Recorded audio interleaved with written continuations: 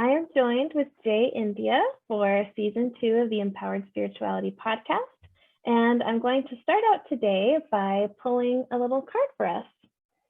We already set our intentions off camera, but this card will just maybe give us some extra guidance for the intention and maybe shape the message that we give for everyone. Make it a good one, Sam. Make it a good one. And these are from the affirmation deck from Gabby Bernstein, The Universe Has Your Back. And it is, I do whatever it takes to get closer to consciousness. Is that an owl? It is an owl. It's an owl sleeping. That's interesting. He's sleeping. I guess closer to consciousness, though, makes sense. He's meditating. Oh, he is meditating. Oh, I love that. And so with that, how are you, Jay? It's so nice to see you. Sam, I'm so happy to be here. I'm a big fan of the podcast. As I've already told you, I do your meditations. I love everything you do. So I'm just really honored to be here. Thank you for having me as a guest. Well, thank you. I feel also very starstruck by you because I found you through your podcast. So it's a weird experience. It's also very cool to connect in real life. Absolutely. Awesome. Well, let's just dive right in. You host a podcast. Well, you host 3 podcasts, but your main one is 2 Inches Off the Ground. And I'd love to start there and see like kind of how you got into that and what that means to you. Yeah, 2 Inches Off the Ground is my baby. And how that started is Zen Master D.T. Suzuki says that when you're enlightened, you live your life 2 inches off the ground. And I read that and I thought that was just the perfect title for a podcast. And I fell in love with it. And that's the concept that I want is I combined, okay, let's try this one more time. I keep using the past tense. Okay, present tense. I combine the metaphysical with the practical. And what that means is that, yes, I would love to be, in the clouds all day, meditating and in my, higher consciousness and just be one with source and not have to worry about human needs and wants. But guess what? We're human. So we have to find practical metaphysical solutions as spiritual and metaphysical people to everyday problems. And that's what I do in the podcast. I try to present metaphysical and practical solutions to the everyday issues we have. And I'm going to give you an example, Sam, because I was thinking about this last night. I'm like, how can I explain this the best to Sam and her listeners? And the best way I can explain it is, let's say you're a teacher and you're a high school teacher and you want to get closer to the metaphysical, closer to source, closer to spirituality. And by the way, when I say source is anything that resonates with you. Source can be the universe. It can be God. It can even be your own intuition. Whatever resonates with you is source to you. So let's say you're a high school teacher and you want to get closer to source, get closer to spirituality during your day. And that's the intention you've set for this spring, right? You've said, okay, this is what I want to do this spring, which is actually a really good intention, but you don't know how to do it. And when you think about the life of a high school teacher, you're teaching 7 classes a day. You probably have 20 students minimum times 7 classes. It's 140 energies that you're meeting every day. And also you don't have time, right? So in between, think about going back to high school, which was, oh my God, over like 25 years for me or something, but I have to think about that one. But at least when I went to high school, the bell rang and you had like 2 minutes to change classes. So you don't have time, especially as a teacher. So you can't just sit there in the middle of, teaching a science class and say, hey, everyone, let me just meditate for 20 minutes and you figure it out. You can't do anything like that. Yeah. So how do you go about that practically, but yet metaphysically, right? How do you solve that problem? And a good example is you can put crystals in your backpack or your purse, and you can bring that to school. So for example, you can bring rose quartz, which is self-love. You can bring black tourmaline, which wards off negative energy. And in between classes, you can touch these crystals without anyone knowing. Take a deep breath, right? take a deep breath and just, let that energy go from the last class and bring in the renewed energy. And that's a good way. No one has to know what you're doing. I had a job where I would do all sorts of things with crystals, but if you ask my coworkers, no one ever found out. You don't have to be, Yeah. loud about it, but that's a good example of the metaphysical meets the practical.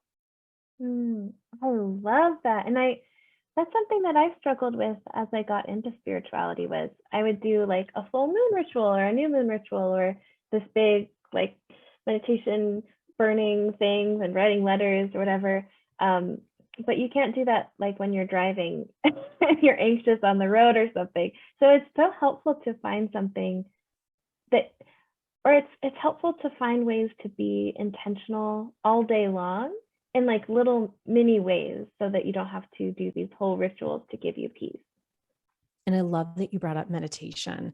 And it's funny that we got the card of the owl meditating, because what were we talking about right before we came on was meditation. Yeah. And, you say it to people and they're like, oh my God, if one more spiritual person tells me to freaking meditate. But I'll tell you this, there are so many different ways to do meditation. And I think a lot of your listeners know it. Do a walking meditation. You can hit the gym. People who are at the gym go into that zone. And to me, that's meditation. You don't have to be the Buddha on the mountaintop unless you want to be, and you only have to dedicate maybe 5-10 minutes a day to it as well. And also now, here's I'm going to give a warning on this one. You can meditate while you drive. However, you need to really be conscious. It's not a zoning out meditation. I meditate while I drive, but it's not a zoned out thing. It's, you're watching the cars on the road. You're being, it's not a distracted driver thing. And Sam, I did one of your meditations. Oh, what was it for? It was something about starting the week well or ending the week well. And I did that one while I was driving, and I found it so relaxing and so peaceful. And I was still able to concentrate on the road. Now, a couple of years ago, I wanted to meditate. I did it at night. I was sleepy. I was driving. Do not do this. This is my warning story. And I ran the mirror of his truck into a toll booth. I mean, it was fine. It was just the mirror on a truck. But my whole point is it's a conscious meditation. It's an awake meditation. And if it's something that you can't handle doing, don't do it. But, Samantha has great meditations. I've done probably all your meditations, almost all your meditations. You can find them where on Patreon, but mostly on your website, right? Yeah. Okay. So, definitely take advantage of that, because Sam has such a great voice. So that's great. You can keep up with that too. And other podcasters you listen to who have these meditations do a great job as well. Not me. I don't have the voice for meditation, but but others do. So, guided meditation is great as well. So if you can do it, do it. Yeah, that's so, well, thank you. I think you have a beautiful voice, as I've already told you. And I think that is so perfect for our card too. I do whatever it takes to get closer to consciousness. And I know this is a little off topic. You didn't mean just driving in general, but I get a lot of anxiety when I drive. And I live in a place where drivers can be a little crazy. So it really helps me to do some sort of practice. I don't think I'm ready to meditate while I'm driving. But I'm not a good driver as is. Neither am I. I'm not a good driver. No. My dream car is? My dream car is the self-driving car. That's my dream. Oh, those kind of freak me out, the idea of that. I'm all about it. I'm the first one to sign up for that, literally. Well, let us know. That's so funny. Maybe that would be good for me. It'd take a little of the pressure off. But what I like to do is imagine like blessing every car that drives by, and I like to imagine a thing of light going from the top of my car to my surroundings. And then I just think, because sometimes I'll be like, that guy's gonna run the red stop sign and he's gonna hit me and I have to be careful. But I just think like, I can't wait to turn and nothing bad's going to happen. And I still am very aware that something bad could happen, but I feel like, again, just having that like intentional awareness at all times is so helpful. You know what I say? Because I'm a really nervous driver as well. Mm-hmm. And I live in a rural area, but I also live not far from the city, meaning New York City. So, but for some reason, I like to drive in New York City, which I don't even know how that's possible, but I do. I find it really easy to drive because everyone's going, 5 miles per hour. So it doesn't Makes bother sense. me, and the streets are a grid and, whatever. Yeah. But I'm the same. Listen, I blame New Jersey for giving me a driver's license. They should have never done it at 17 years old. It's not my fault.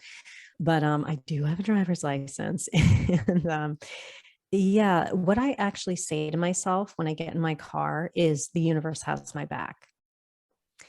I say, Yeah. universe, you have my back. I know you have my back. We're driving, you have my back. If there's a tricky turn, I have to make this really tricky turn into my street off a highway. And, people are going really fast, but I have to Yeah. really slow down to make this turn.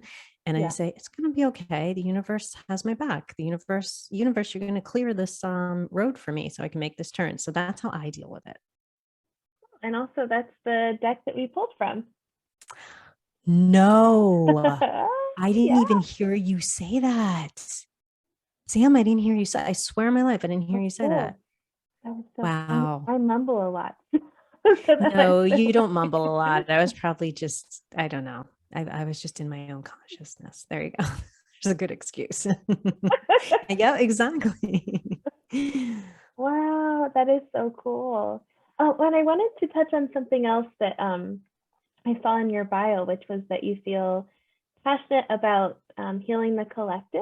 And I just wondered if you could touch on kind of what that means and how that shows up for you. Well, now that we're in 2022, we have to admit that 2020 and 2021 was kind of a S show, right? We don't swear on this podcast, correct? You can. Oh, it was a shit show. Yeah, it's worth Right? it. Yeah, it was a total shit show between 2020, 2021. Not to say that we didn't learn a lot of really good lessons about slowing down and figuring out what life really means to us. I think that's been invaluable, but we've also had a lot of sadness, right? We've had a lot of people Yeah. leave this earth and leave this world. So 2022 to me so far has just been about us getting together in harmony and healing ourselves. And what do I mean by healing? And what do I mean by me trying to help heal the collective? Is I think the best way to do it is everyone needs to work on themselves. And that's it. And it comes down to really small acts, Sam, as really small acts of, I love what you said.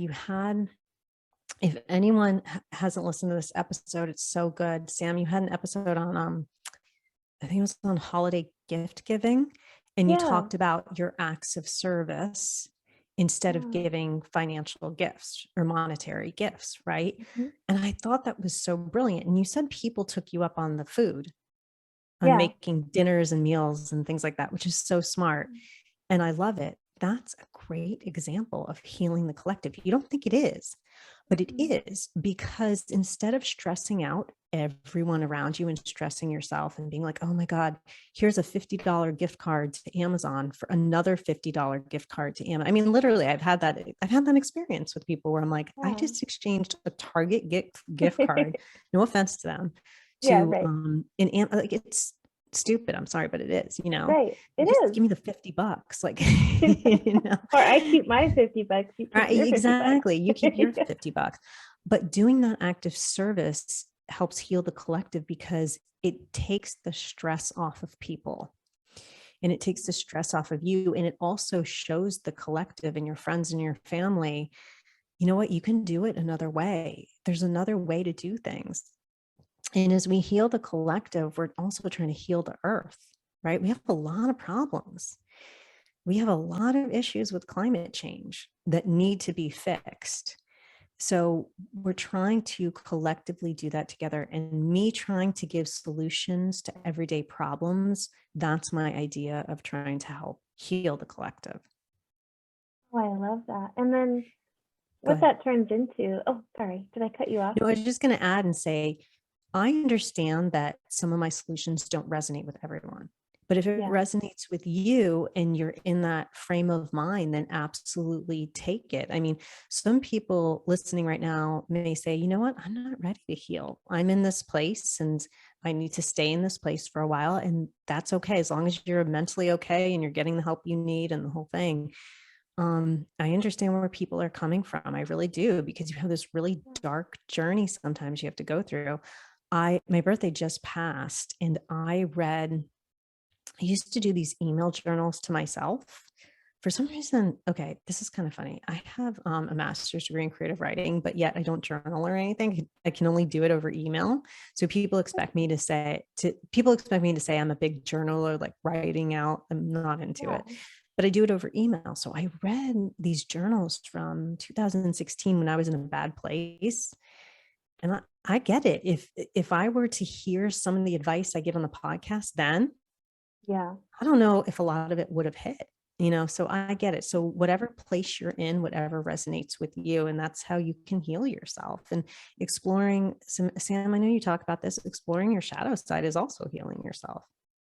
Yeah, that's such a good point. That there's like this TikTok or Instagram reel audio that says like some days she's healing, some days she's breaking, something like that. And I like the message, of course, but I feel like on the days that you're breaking, or the days that you're crying, or the days that you're feeling really anxious and overwhelmed and grieving, you're also healing, because that stuff has to be felt in order to be let go. And so I love that you really focus on that as well.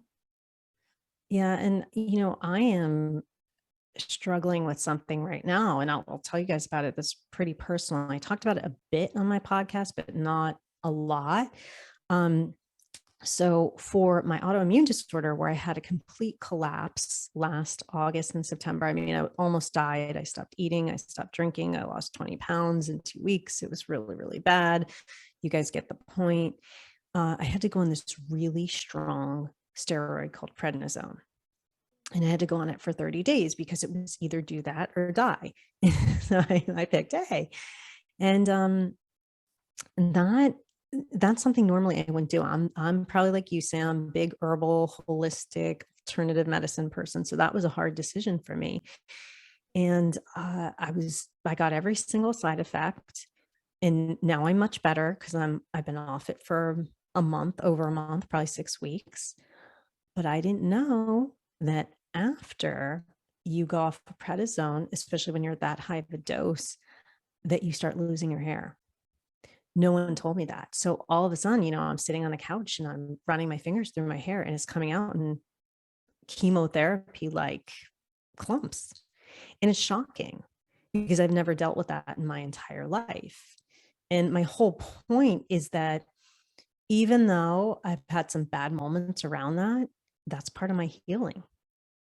It's not a fun part of my healing. It's not oh, I feel so much better today and I'm going to, take a 2-mile run. It's not fun, but it's my hormones in my body getting back to where they need to get back to. And I've read up a lot on this, and it's going to take a few months to get back to where they need to get back to. So that's a good example of, that's part of healing too. Oh, I love that example that you use. Thank you so much for sharing that with us. Yeah, and it's, I'm speaking on this wonderful podcast today, and I have to speak on someone's in a little bit, and you guys both do video, and that's something I had to confront and say, okay, all this hair loss, but I have to go on video, and I have to be okay with that, and I am okay with that. I look good. Thank you. No, I'm kidding. But I think I look fine. And even if I didn't look fine, I would, adjust somehow or tell you about it, Yeah. and Wow. say, Thank Sam, you. I'm not comfortable, but I am comfortable. So it's all good. Yeah. Oh, wow. Well, thank you for kind of stepping outside your comfort zone, or getting okay with this comfort zone, I guess. Yeah. You Yeah. make it easy. It's Oh, thank good. you. And actually, that you did a podcast on this, so I wanted to touch on it a little bit more, and you kind of just brought it up about how our emotional symptoms or how our emotions can manifest in our illnesses. But that's, of course, not to say that illnesses aren't also illnesses too. I feel like when we talk about that, it can often like sound like we're invalidating something. So I don't mean it like that. Yeah, I have a lot to say on this subject. So basically, the idea of suppressed emotions leading to illness. And I think everyone here listening knows that that can lead to serious illness, such as what I have. Ulcerative colitis, which is an autoimmune disorder, can lead to cancer, things like that. And what happened to me was I went through a childhood trauma where I was age 4 to 6, and the person who abused me, who was a caretaker, and I'm not going to get into the details because we didn't have a warning, Sam. But the person who, or I was abused, and how can a 4 to 6-year-old process that? Forget about the emotions behind it, but physically what's done, it's it's impossible to process it. Now I realize as an adult, it's impossible. So then, I move on with my life as a child and I cope with it the best I can, but keep in mind those emotions are suppressed. And then what ended up happening was my memories got suppressed because that's how I survived. That's the only way I survived. And I picked up some really bad habits, such as constantly hiding things. For example, I would hide chocolate under my bed. And I was never an overweight child, so I never got in trouble, for eating too much chocolate. But when it was hidden under my bed, my mom found out about it. We got in a fight about that whole thing. But that's the way I coped with it. I coped with it by being pretty antisocial. I coped with it by having extreme anxiety. I had pretty much the equivalent of a breakdown in the 5th grade, and my parents could not figure out what was wrong. And they had to take me home from school. And I remember I stayed home for several days and I didn't know what was going. Keep in mind, I didn't know what was going on, but all these emotions were suppressed inside of me. Why? Because I hadn't told a responsible adult, because at that point the memories were subsiding. So it was just a lot going on. Now, fast forward to age 42, 43, and these memories start coming back, which is common. If you talk to any sort of therapist, I go to a trauma healer who combines talk therapy with energy work and also with breath work, which has been fantastic. But she said this is common. A lot of her patients, somewhere around the age of 40, the memories start to come back. And I personally believe, she said this too, that you're finally able to handle it, usually. And I'm not saying handle it well, I'm just saying handle it. Yeah. And so when those emotions came rushing out, it was a shocking thing for me, because my mechanism was to numb out, just numb out, to eat chocolate, numb out, turn on Netflix, turn on TV, whatever, numb out. And that's how I dealt with it. So then I had to unsuppress my emotions by talking about them and talking about what happened and doing energy work and breath work and all sorts of things. I don't think it's a coincidence that all of a sudden I had the worst flare of my autoimmune disorder of my life. Right. So all of this comes out. And now that I'm feeling better, I'm realizing that a lot of those emotions were released during my illness. And I had to feel the pain in my physical body, because I would just numb out to it before. And I had to face that, and I had to face those emotions. So that's my story. And I think a lot of people have that story as well. I really do. Wow. And so how is that for you now, navigating? I know you're still navigating this, but kind of you're over the really hard hurdle. How has that been, kind of integrating all that?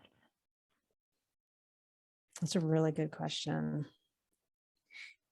I have enough life experience, especially as a metaphysical person, to know, like what you say, Sam, that healing is not linear, right? It zigs, it zags. So right now I feel like I've dealt with it well for the time being and in the present moment, but I also know it can come back. And I also know things can trigger it. And part of the healing process is to tell people what happened. And my trauma therapist, she said, you haven't told a responsible adult, and that's a big deal. She was the first quote unquote responsible adult I've told, in that way. Yeah. So having my podcast where I can voice what happened to me. And by the way, guys, I don't get really detailed or specific in my podcast because I don't even have those memories to do so. But it has been really helpful. Just saying, this is what happened to me, and I'm healing. And that's the best I can do. And it may take me my entire life till I leave this earth to heal. And that's just, I don't know, that's the best way I can do it, is just talk about it and keep dealing with it. But getting over the hump has really helped me. I will say that it's really helped me, because now I feel a lot more equipped, and I feel like, okay, if I need to go to a professional, which I have been, or if I need to go to a different professional, whatever I need to do, I have the support. So I'm happy about that. Wow. Thank you so much for sharing that. And I'm so grateful too that I know we didn't go into details, but you also gave the listeners kind of both a permission slip and then also an example of how to go about sharing. Because, right, you don't have to share to us how you would with your therapist, and you don't have to share to your friends what you would to us. But I feel like it's just a really nice blueprint to see how one begins to share something like that. Yeah. And something interesting I kept saying in the therapist, or I don't know, she likes to call herself a trauma healer, but the healer's office was, I kept saying, it was so weird. I said it over 2 sessions. I said, but if I was overweight because I was eating all this chocolate as a child, someone would have questioned it. Some adult, my parents, some adult would have said, okay, something's wrong, but I wasn't overweight. So I was obsessed with this, obsessed with talking about it. And I couldn't figure out why. And finally, the healer said to me, yeah, it's because you haven't told a responsible adult. That's why you're obsessed with talking about it, is you need to get it out to a responsible adult. And I'm a responsible adult. So I found that really interesting. Yeah. Do you do any work with the fact that you're now a responsible adult, and she at the time was not a responsible adult, but she's still with you, and you're the adult now as well? Meaning like inner child? Yeah. That would be a simple way to phrase that. No, I like the way you put it. Yeah.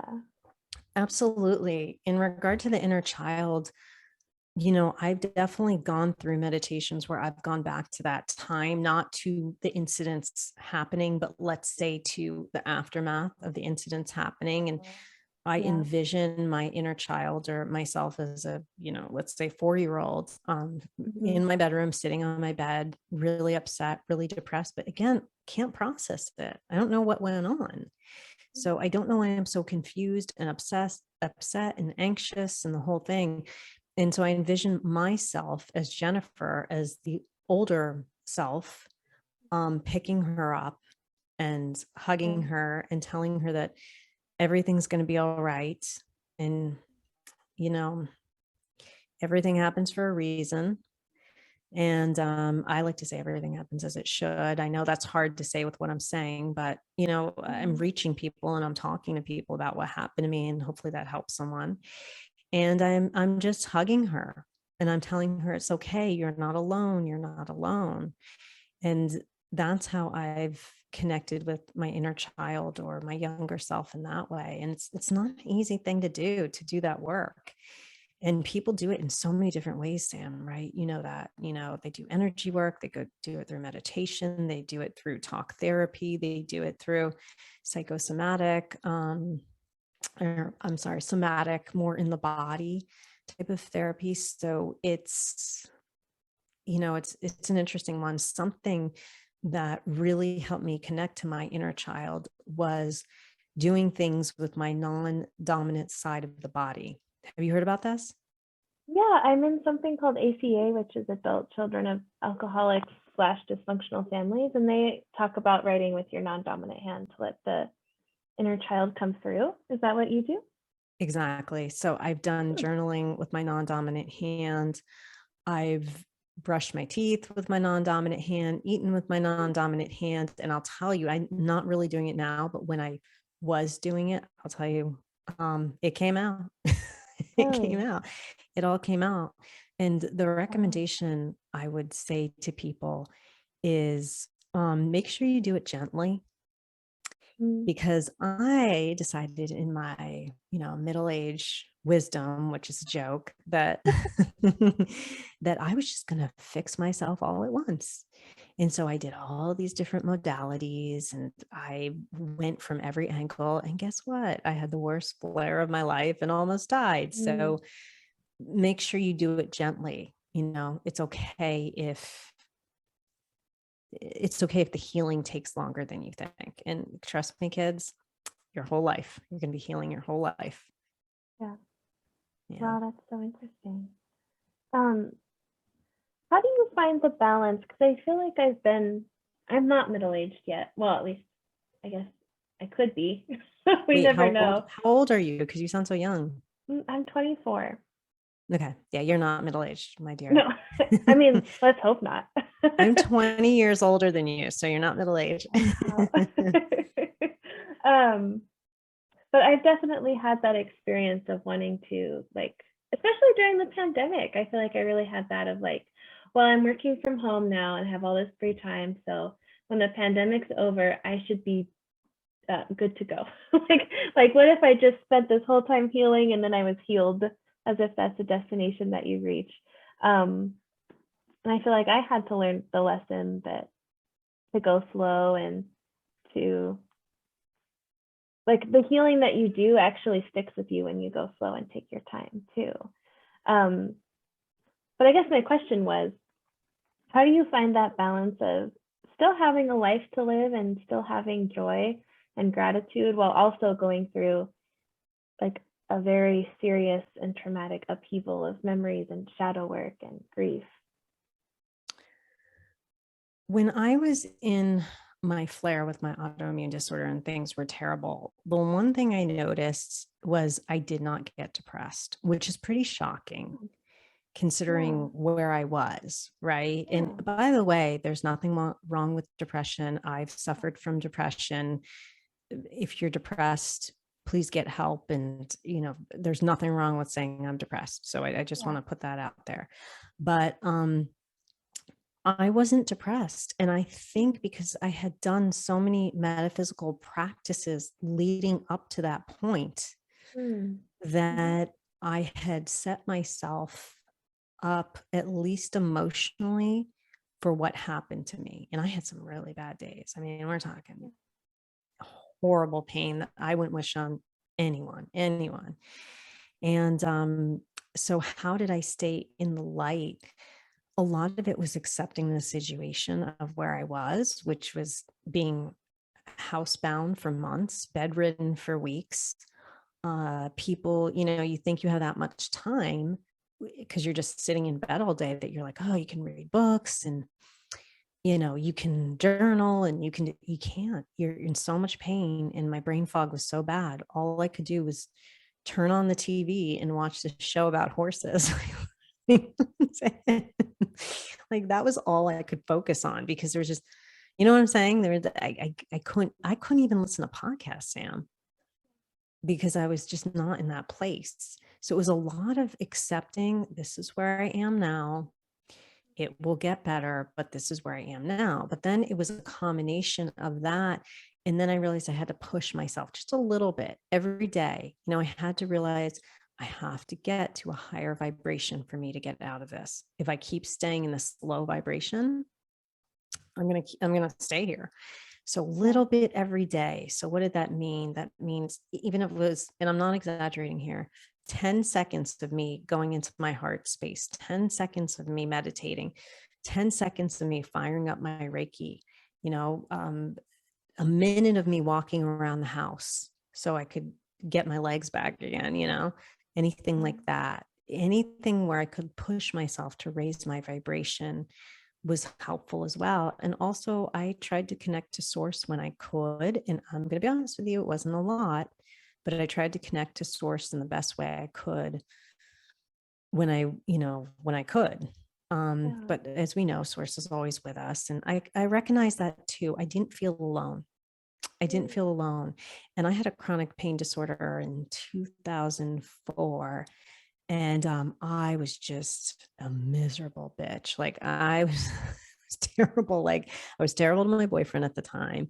I took it out on everyone. I was just a complainer. I was angry. I was crying. I was, the whole thing. Because I think I felt alone. And this time, as sick as I didn't feel alone. And I was able at some points to connect to my spirit guides, and that really helped as well. So that's how I stayed in the light when I was in the dark and exploring the dark. Wow. No, acceptance is so powerful, but it's so hard to do, and especially when things are not going well at all. Yeah. It must have been so challenging. I'm so glad that you're starting to feel better. Well, and we were supposed to record during that time, and I had to cancel with you, and I felt terrible about that. Of course, you were, of course, lovely about the whole situation, but I was just like, oh my God, I can't do it. I can't give you my best, and I always want to give people my best. So, but it all works out as it should.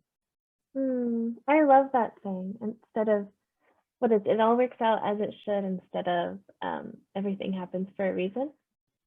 Yeah, I think it's more metaphysical to say, everything happens as it should. And I know it was hard for me to say that one when I was talking about abuse, but there's a reason where everything happens as it should. There you go.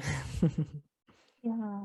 And it seems like, I know that one of your passions, like we were saying, is healing the collective, and something you said a little while ago is to heal the collective is also to heal yourself.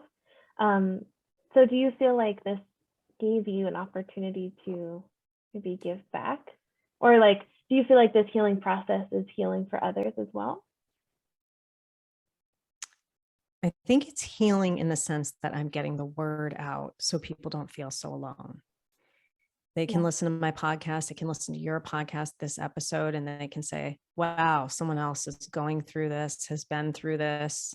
Because a lot of people out there have autoimmune disorders, Crohn's. I have ulcerative colitis, as I said, Crohn's, SIBO. Those things are so popular. And with your generation, Sam, SIBO is seriously on the rise. And you think about it, everything's in the gut, everything's in the stomach, everything's in the intestines. So what does that say if we look at the chakras, right? And I think your listeners know this, but just a quick review: the chakras are the 7 energy centers of the body. And if you think about the one near the base of your spine, it's the root chakra, it's safety and security, right? Then you move up, and in the groin area, you have the sacral chakra, which is responsible for creativity and sexuality. Then you move up one more time, and it's in right around your belly button, and that's the solar plexus. That's your gut. That is responsible for your personal power, your manipura. So all of these chakras were affected in me, right? And I'm still working through all that. And it manifested physically in the form of this autoimmune disorder. But think about how much these digestive or intestinal autoimmune disorders are on the rise, right? And they're emotionally based. And the interesting part of it, and I'm sure you know this book, it's Louise Hay, You Can Heal Your Life. Everyone knows it, right? You all know, you're all nodding your head. And the great thing about this book, why it's such a good resource, is because in the back of the book, she has emotional or spiritual reasons for why you were manifesting this physical illness. And if you look up colon spasms, intestine, gut, anything like that, all has to do with not being able to release or let go. Every single one.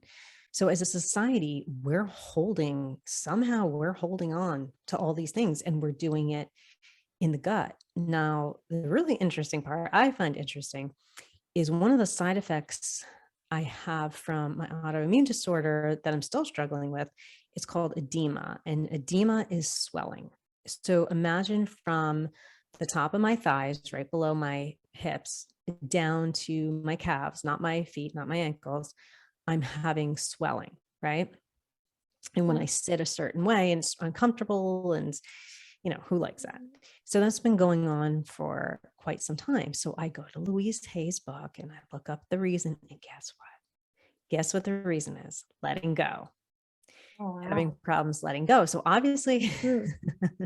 I'm having Yeah. problems letting go.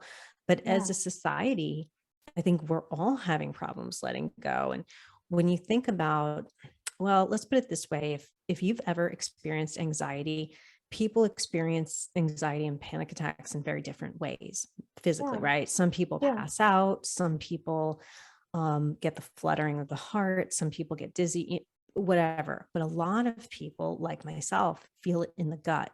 That's where I Yeah. feel it Mhm. first. And I feel like sorry guys, it's going to be a little gross, but I feel like I'm about to lose my bodily functions when it gets Yeah. really bad. Yeah. And that's not good. Like that's, Yeah. I'm not saying it's better to faint or have, be dizzy or anything like that, but I'm saying, Yeah. think of where you're getting that anxious response, because that's emotional. And then that's something I look at too. So if I have, Sam, we were just talking about driving. So when I'm driving and I feel like someone's about to hit me because I get really anxious, Yeah. um, then I feel it in my gut. And I'm noticing now that I'm healing that I'm feeling that fight or flight a lot less, and Hmm. also less in my gut. So that's something I've been noticing too. Oh, that is so interesting. I hope I answered your question. Did I answer your question? I think so. What was the question? I don't remember. Yeah, but I feel like I am healing, just getting the information, being a voice for the metaphysical world like yourself. Yeah. I feel like that is, and discussing my issues with Yeah. people, that is, helping heal myself, thus helping heal the collective, but also hopefully helping heal others so they can hear my story and they can maybe resonate with it and resonate with some of the solutions I have. Oh, thank you so much. In the book that you referenced by Louise Hay, there's a website that has everything listed, and I Yep. refer to it all the time, so I'll put that in the show notes as well. It's awesome. It is awesome, and sometimes when I heard about it, I was like, I don't know, you know. But then the more I check it, it's always right. It's always right. Yeah. And I have to say, in regard to healing the collective, if I can just say one more thing, Mhm, of course. and I swear on my life, I'm not trying to be ageist here or anything, but just because I've been on this earth 20 more years than you have, Yeah. I'm really impressed with your generation. Or what are you? Are you Generation Z? Gen Z? I don't know. Maybe, I'm going to say you're Gen Z maybe. because you're not a millennial. You're too young. I think I just missed the cutoff. Okay. So anyway, you're young. And I'm very impressed with your generation right now because you guys really have come to this earth as really evolved souls. I mean, the fact, Sam, that you have this podcast and you're talking about things that I didn't have revelations about until maybe 2-3 years ago, and you're talking about it as a 24-year-old, and your generation is talking about these things, and you guys are recognizing climate change and recognizing that the earth needs healing, that, you know what, we're not going to be treated by our bosses or whatever a certain way anymore. We're not going to be treated this way by corporations anymore. We're not going to be disrespected. We're not going to be talked down to. I have so much respect for that. And that is so healing. Or, Black Lives Matter, or all the I want to say this right. I can't remember all the letters. Oh, LGBTQIA I plus. think so. Okay, I think there's a I lot of think so letters, too. but with rights in regard, to lesbian and gay persons. I mean, it's just amazing to me what you guys Yeah. have done and how evolved you are and how spiritual you are. in all of that, because my generation, not so much, like not so much. We definitely didn't come out of the womb that way. I'll tell you that. And, that's not everyone, of course, but it took us a while to get there. So I'm really excited to see as you guys age, what your generation does in regard to healing the collective, because you're already doing it. So Wow. yeah. So it's only going to Wow. get better and better. I try to stay positive. I see only better and better things happening. Oh, that's nice. That's a nice thing to hear. Thank you, though. And you said, I don't want this to be ageist. I was thinking, oh, okay. But then what you said was so kind. So that's not what I was expecting. I just didn't want it to come across as like, I'm older, so I know better, because I don't at all. Well, you do know Well, no, something. I do. Yeah. Yeah, it's true. That's funny. Oh, thank you so much. I think the last question I'll ask before we wrap up is just if you have any advice for people who are just getting into spirituality or just getting into their healing as well. So I just want to touch quickly before I answer that on the idea of being an old soul. Oh, yes. Yes. Yeah, because I think that's important. So I did not come up with this calculation. Ainsley MacLeod, who wrote the Old Souls Guidebook, it's so good. Again, I'm going to say it one more time. Ainsley MacLeod, the Old Souls Guidebook. You guys all have to read it. It is my Bible, I swear. I look at it all the time. And basically, he describes humans as having soul levels. And the youngest soul is level 1. The oldest soul is level 10. So those of you who are listening to this are probably 9 or 10 level souls. And Samantha, this is what I was talking about your generation. I think what's happening is you guys are coming back to the earth as, let's say, 9 or 10 level souls, where my generation maybe came back to the earth around level 6. You know what I mean? Which makes sense. Yeah. So if you're someone listening to this and you're like, oh my God, Samantha just gets me, and I don't know why, and I just feel so connected to her in this podcast and the whole thing, it's because she's a level 9, level 10 soul, and so are you, and so am I, and we are building a community together. So if you're new, I want you to understand this, get this book if you can, and read it, because it's really helpful to understand that you are part of this community, and it's a beautiful community to be a part of. And there may be someone at your work that just, let's say, annoys you. You're like, oh my God, why does this person do this or act this way? They're probably a younger soul. And that's what happens a lot to me. And by the way, we were all younger souls once, if you believe in past lives, I do. So there's no better or worse. It's just, it's not a competition. It's just, what you are, what level you are now. So, but you may be saying to yourself, oh, young soul, and maybe why you don't vibe with the person versus vibing with someone like Samantha, who's a level 9 or 10 soul. So just recognize that you are an old soul.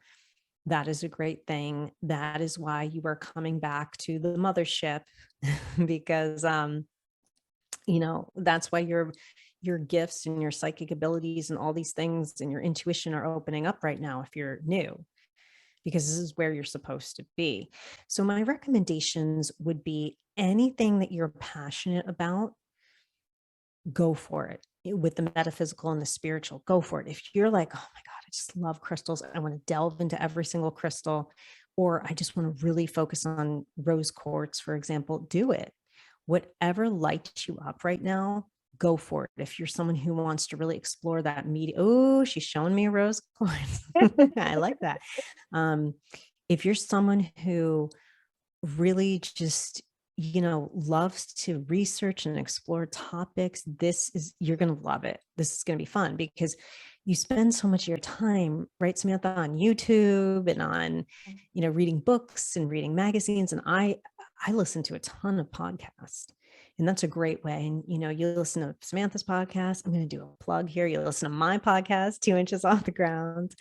You have so many great resources nowadays. So definitely delve into what is resonating with you and what source is guiding you to. And by the way, you may go in phases. I remember in the beginning, I was really into crystals, and I still like crystals, but I'm not as into them, but I was really into them in the beginning. And it was a good base knowledge for me. I explore everything in my podcast. So it just depends. I have so many different topics. And then, and I just want to make a crystal recommendation. So if you are new and you would like to access your psychic abilities or access your intuition with source and open your third eye, definitely get some amethyst, which is a purple stone. That is the spiritual stone that will help open your third eye. And you know what? You can buy a piece of amethyst, you guys, for nothing, for like a dollar, $2. And then you can also get a clear quartz crystal. And if you put them together, clear quartz magnifies any crystal that you have with it. So that's what I do, is I magnify all the time. And, you may want to just clean your crystals a little bit and just do a psychic cleaning of them, which a lot of times they can do in the crystal store for you. They do it with a tuning fork.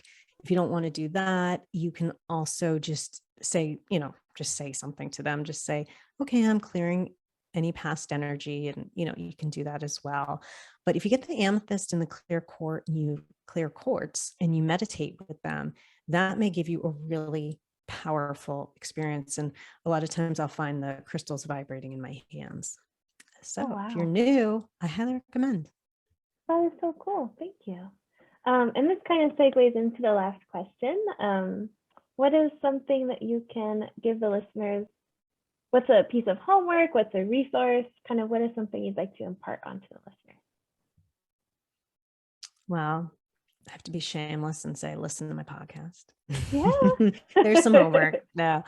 Some homework too is think about looking at some of Sam's meditations, because they're really good.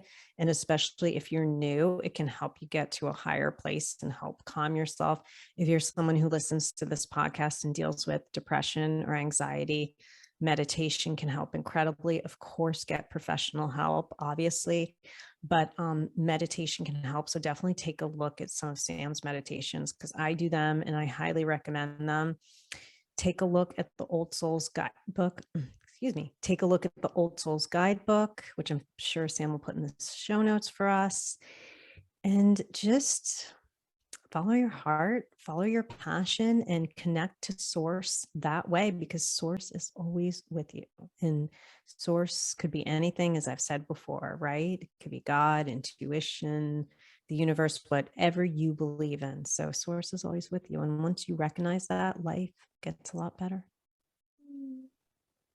Thank you so much. And to close, you mentioned it, but what's your podcast? Where is it at? And how can people follow you?